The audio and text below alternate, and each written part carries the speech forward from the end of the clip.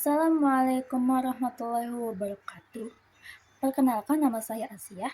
Saya dari Prodi Pendidikan Guru Madrasah Ibtidaiyah dengan angkatan 25, lokal B, dengan NIM 250101070370.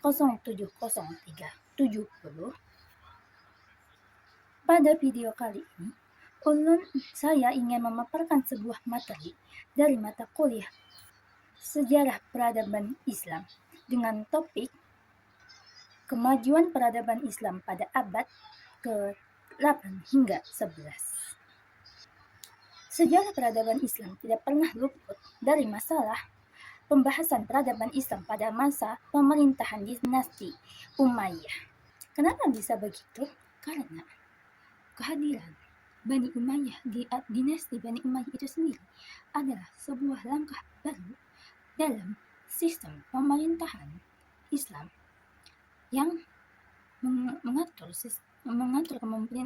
pemerintahannya yang berbeda dari sistem-sistem pemerintahan Islam pada masa-masa sebelumnya. Lalu gimana ya caranya mereka memulai langkah baru di sistem pemerintahan mereka? Oh iya, sebelum kita masuk ke pembahasan apa saja kesuksesan yang dilakukan oleh Bani Umayyah, kita mengenal lebih dalam lagi yuk tentang Bani Umayyah ini. Nah, Bani Umayyah ini masa kekuasaannya itu berdiri selama hampir kurang lebih 90 tahun dengan terdiri dari 14 khalifah yang berhasil memimpin di masa kepemerintahan Bani Umayyah itu sendiri. Dengan banyaknya 14 khalifah tersebut, ada dua tipe macam khalifah. Kekhalifahan yang memimpin Bani Umayyah dalam masa dinasti Bani Umayyah. Nah, salah satunya yang pertama adalah pemerintahan yang adil, yang pemimpinnya yang besar, yang berjasa dalam peradabannya di masanya. Dan satu lagi, tipe pemimpin yang gagal, kebalikan dari hal itu, yang lemah terhadap kepemimpinannya, yang egois terhadap pemimpinannya. Nah, lalu masa pemerintahan Bani Umayyah itu sendiri disebut era agresif. Kenapa bisa seperti itu? Karena di masa pemerintahan Bani Umayyah itu sendiri lebih fokus memusatkan perhatiannya untuk menguasai wilayah-wilayah selain wilayah Islam untuk dijadikan wilayah Islam. Lalu jika mereka melakukan penaklukan, pasti ada hasil di mana sesuatu yang mereka taklukkan itu, yaitu mendapatkan wilayah apa saja yang mereka taklukkan dan mendapatkan wilayahnya, yaitu mereka berhasil menaklukkan Tunisia. Lalu selain Tunisia, di bagian timur, mereka juga berhasil menguasai daerah Khorasan sampai ke Sungai Oxford, dari Afghanistan hingga ke Kabul. Lalu, angkatan laut mereka berhasil melakukan serangan ke ibu kota Byzantium atau Konstantinopel. Lalu, selain itu, di saat pemerintahan Muawiyah, lalu apakah penaklukannya hanya sampai di pemerintahan Muawiyah? Oh, tidak. Penaklukan wilayah itu berlanjut hingga ke Khalifah Abdul al-Malik mengirim tentara dengan menyeberangi sungai Oxus dan berhasil menaklukkan Balkhat, Bukharat, Khawarizm, Ferganan, dan Samarkand. Bahkan tentaranya ada yang bisa berhasil menaklukkan hingga sampai ke negeri India. Apakah kesuksesan Bani Umayyah hanya sampai di bidang perebutan wilayah kekuasaan? Oh, tentu tidak. Mereka juga sukses di bidang lain. Lalu, perebutan wilayah yang diketuai oleh Abdul al-Malik juga diteruskan oleh anaknya hingga anaknya, yaitu Walid ibnu Abdul Malik, yang juga berhasil melakukan penaklukan terhadap negeri-negeri selain Islam untuk menjadi wilayah kekuasaan Islam.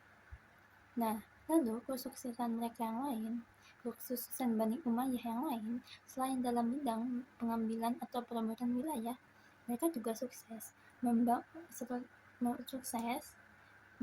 seperti mendirikan dinastur dan tempat-tempat tertentu dengan menyediakan kuda yang lengkap dengan peralatannya di sepanjang jalan, itu di masa pemerintahan Muawiyah. Lalu menertibkan angkatan bersenjata dan berhasil mencetak uang. Mereka juga sukses dalam membangun jabatan khusus orang hakim, mulai berkembang menjadi profesi tersendiri, yaitu spesialis di bidangnya. Lalu Abdul al-Malik mengubah mata uang Bizantium dan Persia yang dipakai di daerah yang dikuasai Islam setelah mereka berhasil menguasainya menjadi mata uang tersendiri pada tahun 659 Masehi dengan memakai tulisan dan bahasa Arab. Abdul al-Malik juga berhasil membenah administrasi kepemimpinan kenegaraan menjadi sesuatu yang kompleks. Lalu, Abdullah al-Malik juga berhasil memberlakukan bahasa Arab menjadi bahasa resmi administrasi dalam pemerintahan Islam. Kesuksesan itu tidak hanya stop di diri Abdullah bin Abdul al-Malik, tetapi juga dilanjutkan oleh anaknya, yaitu Walid ibnu Abdul al-Malik, yang berhasil membangun panti-panti untuk orang cacat. Al-Walid juga membangun jalan raya yang menghubung antara daerah satu dengan daerah yang lain. Beliau juga membangun pabrik-pabrik, gedung-gedung pemerintahan, dan masjid-masjid yang megah. Lalu, keunggulan kesuksesan mereka di bidang keamanan, mereka berhasil menciptakan keamanan dalam negeri dengan upaya membasmi para pemberontak. Lalu, kesuksesan mereka di bidang ilmu, mereka berhasil mengembangkan bahasa Arab. Mereka juga berhasil mendirikan ilmu qiraat, ilmu tafsir, ilmu hadis, ilmu fikih, ilmu tarik, usaha penerjemah. Itu dia kesuksesan para khalifah di masa jabatan Umayyah.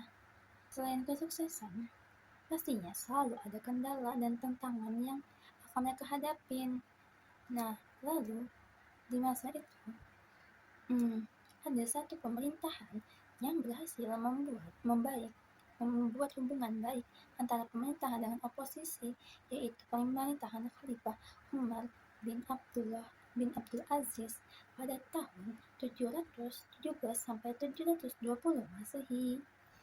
Meskipun masa kepemerintahan beliau itu sangat singkat, beliau berhasil menjalin hubungan baik dengan golongan Syiah yang sebelumnya menentang pada masa pemerintahan sebelumnya, dan beliau memberi kebebasan penganut agama lain untuk beribadah sesuai keyakinan dan kepercayaan masing-masing tanpa gangguan. Lalu di pemerintahan Abdullah bin Abdul Aziz itu, beliau juga memeringkan pajak. Lalu setelah masa kepemerintahan Umar bin Abdul Aziz yang singkat itu, masa kekhalifahan Bani Umayyah diteruskan oleh kekhalifahan Yazid bin Abdul al-Malik. Nah, di masa inilah banyak kekurangan yang terjadi, banyak kemerosotan yang terjadi di masa kepemerintahan Yazid bin Abdul al-Malik, yang membuat kekhalifahan Yazid bin Abdul al-Malik ini berkurang, yaitu karena beliau terlalu cinta kepada kemewahan, terlalu cinta kepada hartanya, hingga kurang memperhatikan kehidupan rakyat. Yang awalnya pada masa Umar bin Abdul Aziz tadi, pas masa beliau masih hidup dan menjadi khalifah, kehidupan rakyat itu tentram dan damai. Tiba-tiba malah berubah kacau dengan bergantinya pemimpin mereka yang lebih mementingkan kepentingan pribadi, yang egois dengan harta mereka. Lalu, dengan latar belakang dan kepentingan etnis politis, masyarakat menyatakan penentangan mereka terhadap pemerintahan Yazid ibnu Abdul al-Malik, dan kerusuhan itu berlanjut hingga masa kekhalifahan berikutnya, yaitu Hisham ibnu Abdul al-Malik pada tahun 724 hingga 743 Masehi. Sebenarnya, kekhalifahan Hisham Ibnu Abdul al-Malik ini adalah seorang khalifah yang kuat dan terampil, akan tetapi karena gerakan obsesi yang terlalu kuat, karena gerakan munculnya kekuatan baru yang menjadi tantangan besar bagi pemerintahan Bani Umayyah ini,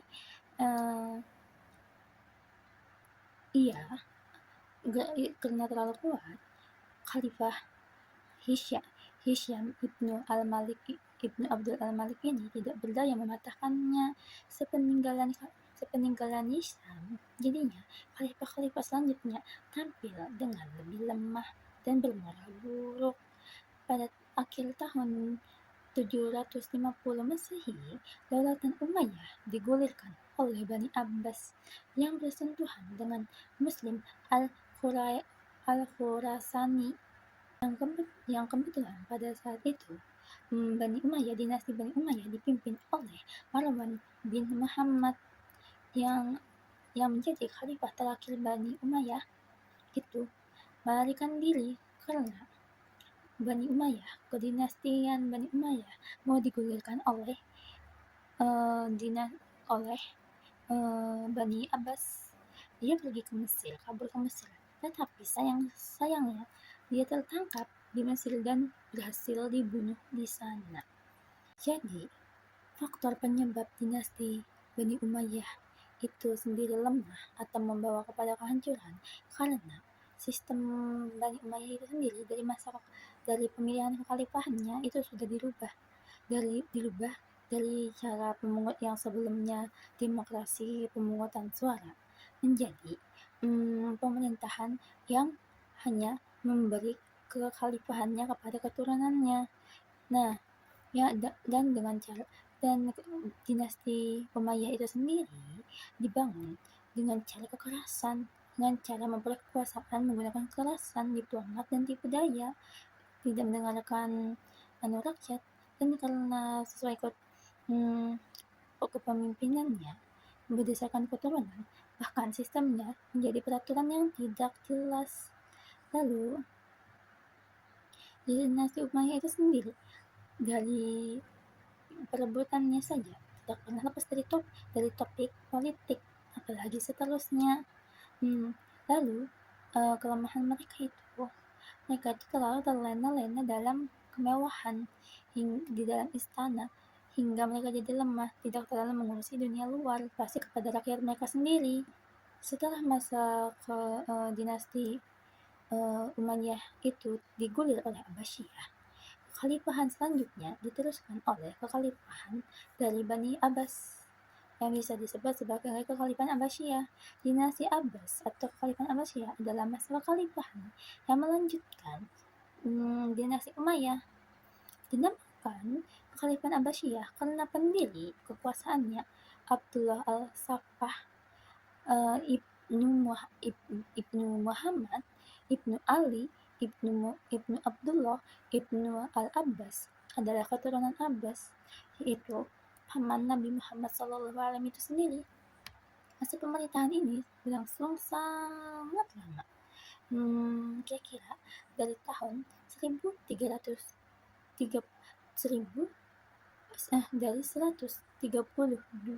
Hijriah hingga sampai ke 132 Hijriah sampai ke 656 Hijriah, atau dari 750 Masehi sampai 1258 Masehi.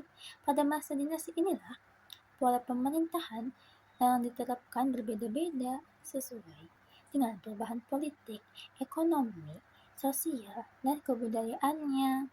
Karena dinasti Abbasiyah ini bahkan saat mulai dari periode pertama pemerintahan Bani Abbas ini, mereka sudah mencapai masa keemasannya.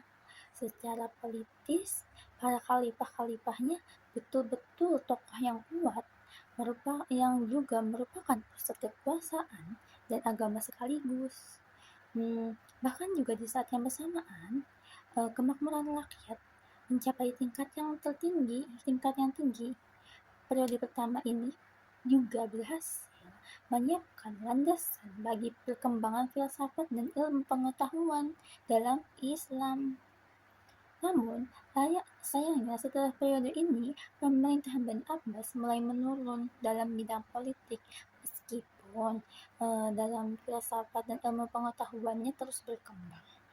Masa pemerintahan pertama yaitu Abu Abbas. Pendiri dinasti ini sangat singkat, yaitu dari tahun 750 Masehi hingga 754 Masehi, dilanjutkan oleh Abu Ja'far al-Mansur. Nah, beberapa kontribusi Abu Ja'far al-Mansur dalam sosial ekonomi politik Islam pada masa itu adalah, pada mulanya ibu kota negara adalah Al-Hashimiyah yang berada di dekat Kufah. Namun demikian, demi menjaga stabilitas negara yang baru berdiri, Al-Mansur atau Abu Ja'far al-Mansur memindahkan ibu kota negara ke kota yang baru di Baghdad pada tahun 762 Masehi. Dengan demikian, pemerintahan dinasti Abbasiyah berada di tengah-tengah bangsa Persia. Ia juga melakukan konsolidasi dan penertiban pemerintahannya. Di bidang pemerintahannya, ia berhasil membentuk lembaga protokol negara. Selain lembaga protokol, ia juga berhasil membuat sekretaris negara dan kepolisian negara. Di samping itu, ia juga membenahi angkatan bersenjata. Lalu, bangunan atau pos-pos atau tempat-tempat yang sebelumnya pernah didirikan di masa Bani Umayyah, yang tempat kuda diletakkannya kuda-kuda serta peralatan lengkapnya, di masa dinasti Abbasiyah ditingkatkan perannya dan ditambahkan tugasnya. Kalau dulunya cuma sebagai pengantar surat, pada masa Al-Mansur atau Abu Ja'far al-Mansur, tempat pos dan orang-orang yang berada di pos itu ditugaskan untuk menghimpun seluruh informasi di daerah-daerah hingga administrasi negara berjalan dengan lancar. Pada masa Al-Mansur, pengertian khalifah yang dulunya cuman diperbolehkan para garis keturunan doang yang bisa menduduki kekhalifahan dirubah menurut pandangannya. Konsep kekhalifahan itu merupakan perintah dari Allah, bukan dari manusia, bukan pula sekadar pelanjut Nabi. Nah, kalau misalnya dasar-dasar pemerintahan Abbasiyah ini dibangun itu dari kedaulatan khalifahan Abu al-Abbas dan Ja'far al-Mansur. Jika mereka adalah pondasi, jika mereka adalah dasar-dasar pemerintahan awal-awal keemasan, dasar-dasarnya, maka khalifah selanjutnya, 7 khalifah selanjutnya itu adalah puncak keemasan dinasti Abbasiyah, yaitu ada Al-Mahdi, ada Al-Hadi, ada Al-Harun, ada Harun al-Rashid, ada Al-Ma'mun. Al-Ma'mun adalah anak dari Harun al-Rashid. Ada Al-Mutasim, ada Wasi, ada Al-Mutawakkil. Pada masa pemerintahan kekhalifahan dinasti Abbasiyah yang ketiga, Al-Mahdi, perekonomian makin meningkat dengan meningkatnya sektor pertanian dengan jalur irigasi dan peningkatan hasil pertambangan. Dan Basra, tempat kota Basra menjadi pelabuhan yang penting di kedaulatan itu. Popularitas Daulat Abbasiyah mencapai puncak pada masa Khalifah Harun al-Rashid pada tahun 786 sampai 809 Masehi, dan pada masa putranya yaitu Al-Ma'mun juga mendapatkan juga kena populasi Daulat Abbasiyah yang mencapai puncaknya. Kekayaan Harun ar-Rasyid dalam masa kekhalifahannya banyak digunakan untuk keperluan sosial, tidak untuk keperluan pribadi seperti di Bani Umayyah kemarin. Harun ar-Rasyid membangun rumah sakit, membangun lembaga pendidikan dokter, dan farmasi. Jadi pada masa kekhalifahan Harun ar-Rasyid sudah terdapat paling tidak sekitar 800 orang dokter. Pembangunan lain juga dilakukan oleh beliau seperti membangun pemandian umum. Jadi tingkat kemakmuran yang paling tinggi terwujud pada zaman Khalifah Harun ar-Rasyid. Di situ para rakyat hidup dalam kesejahteraan sosial, kesehatan, kesejahteraan pendidikan bagus, ilmu pengetahuan lagi berkembang-kembangnya, dan kebudayaan yang dipengaruhi oleh budaya Persia dan lain-lainnya. Pada masa inilah negara Islam menempatkan dirinya sebagai negara terkuat dan tidak tertandingi. Lalu Al-Ma'mun, anak dari Khalifah ar-Rasyid, pada masa menjabat dari khalifah terkenal sebagai khalifah yang sangat cinta pada ilmu.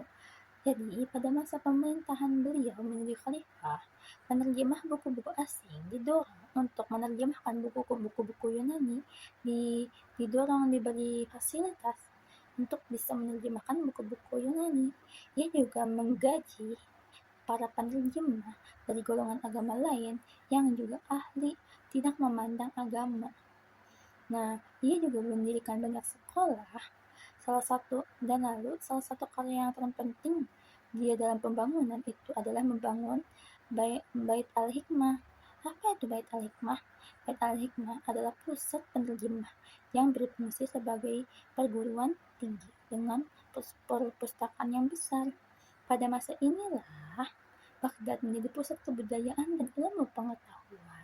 Dampak atau pengaruh dari gerakan penerjemah yang berkembang pesat yang difasilitasi oleh Al-Ma'mun terlihat dari perkembangan ilmu umum seperti dalam bidang astronomi, dalam bidang kedokteran, dalam bidang filsafat, dalam bidang kimia, dalam bidang sejarah. Astronomi itu sendiri yang terkenal dengan nama Al-Fazari sebagai astronom Islam pertama kali yang menyusun astronomi. Lalu ada juga Al-Farghani yang menulis ringkasan ilmu astronomi yang diterjemah ke dalam bahasa Latin. Lalu dalam bidang kedokteran ada yang dikenal dengan nama Ar-Razi dan Ibnu Sina. Ar-Razi adalah tokoh pertama yang membedakan antara penyakit cacar dengan penyakit Michaelis. Dia juga orang pertama yang menyusun buku mengenai kedokteran anak.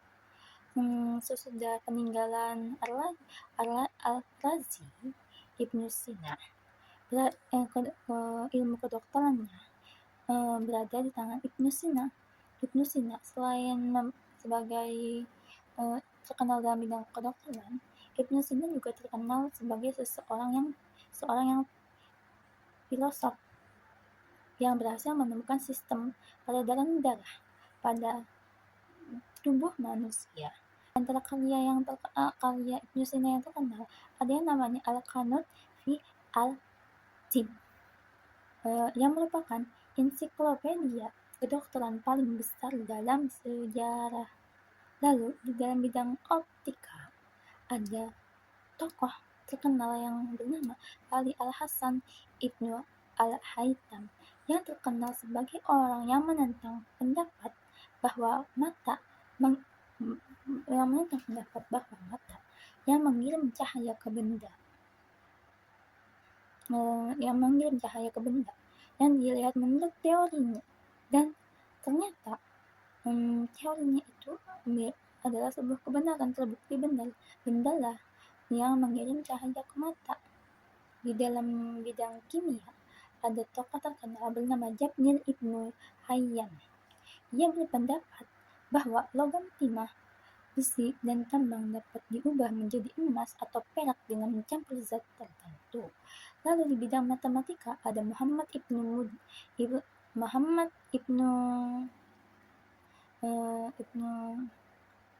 Muda al-Khawarizm yang juga mahir dalam bidang astronomi.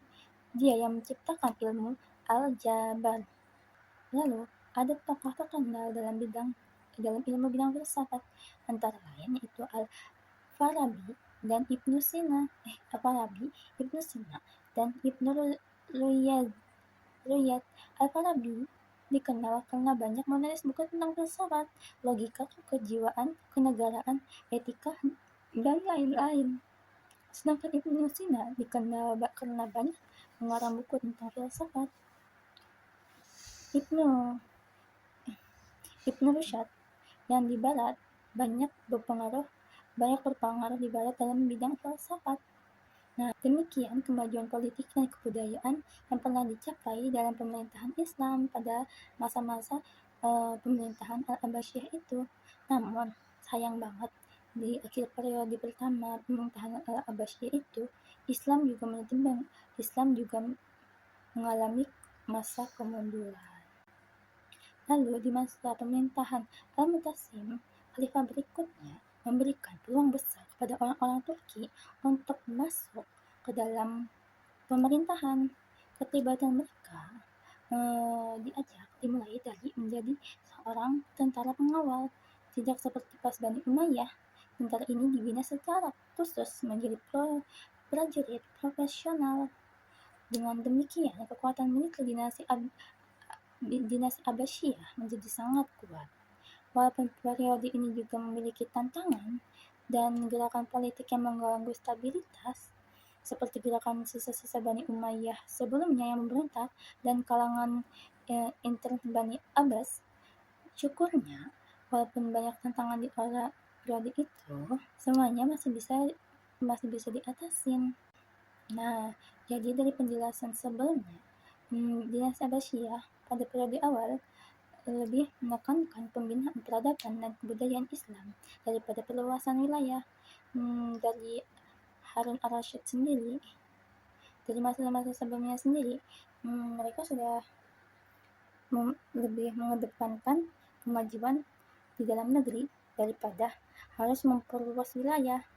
Walaupun banyak kemajuan yang terjadi dalam masa dinasti Bani Abbasiyah, bukan berarti seluruhnya berasal dari otak atau keterampilan Bani Abbasiyah sendiri. Banyak juga sebuah ide-ide yang muncul sebelum datangnya Bani Abbasiyah itu sendiri, sebelum datangnya Islam itu sendiri. Cuman mereka Bani Abbasiyah itu memodif lagi atau mengulang lagi atau meningkatkan lagi menjadi yang terbaik. Contohnya seperti lembaga pendidikan. Lembaga pendidikan itu sendiri sudah berkembang lama dari masa sebelum Abbasiyah itu sendiri. Tetapi Bani Abbasiyah itu meningkatkannya lagi. Jadi lembaga pendidikan terbagi menjadi dua, yaitu maktab dan masjid, yaitu lembaga pendidikan terendah, tempat para anak-anak mengenal dasar-dasar bacaan, mengenal dasar-dasar hitungan, tulisan, dan tempat para remaja belajar dasar-dasar ilmu. Lalu tingkat lembaga pendidikan kedua yaitu tingkat pendalaman, yaitu tempat para pelajar yang ingin memperdalam ilmunya pergi ke daerah untuk menuntut ilmu dengan para ahli dalam bidang masing-masing. Lalu berdirinya perpustakaan juga di masa dinasti Abbasiyah ini. Dengan berdirinya perpustakaan dan akademi, perpustakaan pada saat itu adalah sebuah universitas. Kenapa bisa seperti itu? Karena di dalamnya di dalam perpustakaan pasti ada kitab, dan kitab-kitab itu di kumpulan kitab-kitab itu pasti terkumpul orang-orang yang sedang ingin membaca, menulis, dan berdiskusi. Jadilah tempat itu perpustakaan itu menjadi tempat diskusi, menjadi sebuah universitas bagi orang-orang yang ingin belajar. Dari perkembangan lembaga pendidikan itu sendiri mencerminkan kemajuan ilmu pengetahuan mereka. Hal ini didukung dengan perkembangan bahasa Arab, baik sebagai bahasa administrasi seperti dijelaskan sebelumnya yang sudah berlaku dari masa Bani Umayyah. Lalu, di masa keemasan Bani Abbasiyah ini sendiri, para empat imam mazhab yang juga hidup pada masa itu, pada masa Abbasiyah periode pertama, seperti Imam Abu Hanafi, yang pendapat hukum-hukumnya dipengaruhi oleh perkembangan yang terjadi di Kufah, kota yang berada di tengah-tengah kebudayaan Persia yang hidup dengan kemasyarakatan yang sudah mencapai tingkat kemajuan yang tinggi. Lalu ada juga Imam Malik yang berbeda dengan Imam Abu Hanifah tadi. Imam Malik menggunakan hadis dan tradisi masyarakat Madinah dengan mengembangkan ilmu mazhabnya, ilmu hukumnya. Lalu ada Imam Malik yang bukan. Lalu ada tokoh hukum yang ditengahi di antara dua tokoh Imam mazhab tadi. Di tengah-tengahnya itu ada Imam Syafi'i. Lalu ada juga Imam Hambali, Imam Ahmad bin Hambal. Lalu sebuah peradaban yang sudah ada sejak dulu, yaitu aliran-aliran teologi yang sudah ada sejak zaman Bani Umayyah. Akan tetapi perkembangannya pada saat itu terhambat, lalu disempurnakan lagi di masa dinasti Abbasiyah, dikembangkan dengan lebih kompleks lagi. Nah, selain aliran-aliran teologi seperti Khawarij, Mu'tazilah, Mu'tazilah dan lain-lain itu, juga yang berkembang tuh ada juga itu para penafsir hadis.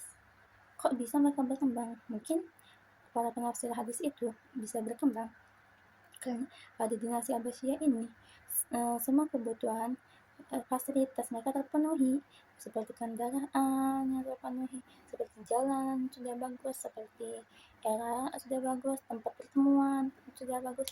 Jadi para pencari hadis dan para pembagi tafsiran hadis tidak kesulitan untuk melakukan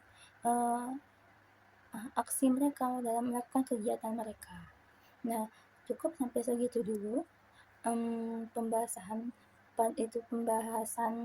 kemajuan kejayaan peradaban umat Islam pada abad ke-8 hingga 11. Jadi bisa disimpulkan bahwa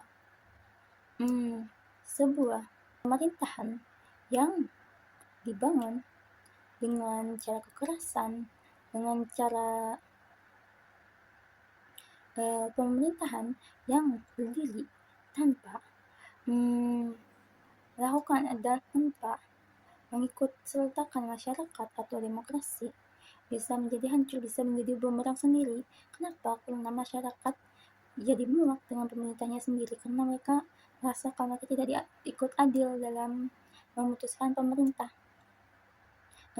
Jadi kebanyakan membuang-buang harta untuk kepentingan pribadi tanpa mempedulikan sekitar juga membuat diri kita hancur. Sesuatu yang buruk akan berakhir dengan buruk, sesuatu yang baik akan berakhir baik. Dan kesimpulannya juga lagi, perkembangan itu, masa kemasan itu ada karena pemikiran orang yang berbeda-beda tidak ada batasan.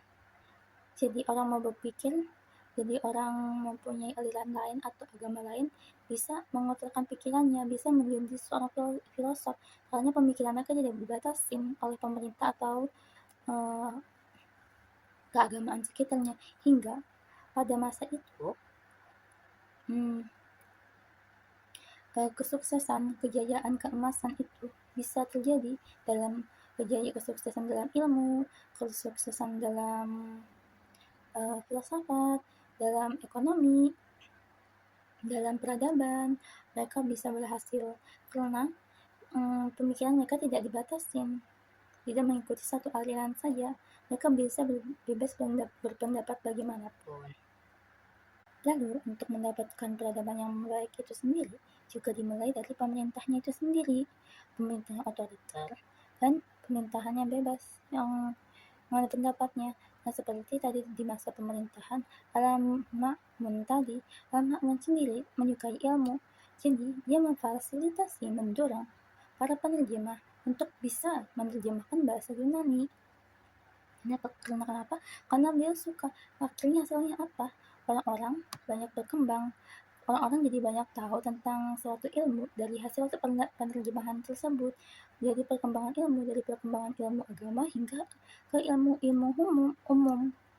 Itu dari pemerintahnya sendiri yang menginginkan kemajuan, yang menyukai kemajuan, yang tidak melarang masyarakatnya. Seperti pemerintahan Harun al-Rashid tadi yang memfasilitasi menggunakan hartanya untuk kepentingan masyarakat, untuk kepentingan orang-orang, yang menggunakan hartanya untuk membangun rumah sakit, membangun sekolah kedokteran, membangun sekolah farmasi. Nah, akhirnya apa? Berkat bantuan beliau, berkat anuan beliau, banyak dokter-dokter yang bisa banyak orang-orang yang bisa menjadi dokter, hingga kurang lebih 800 orang itu tadi menjadi orang-orang pintar karena beliau mendukung adanya ilmu. Nah, sekian penjelasan dari saya. Penyampaian saya itu sendiri, saya mengambil dari beberapa buku yang saya kutip. Ini sejarah peradaban Islam. Lalu buku satunya yang menjadi referensi ada sejarah peradaban Islam juga, dengan judul sejarah peradaban Islam. Nah, ini dua referensi saya tadi yang saya bacakan tadi. Oke, sekian video dari saya. Saya mohon maaf jika ada kesalahan, kekurangan yang saya sampaikan. Salah silap mohon maaf. Assalamualaikum warahmatullahi wabarakatuh.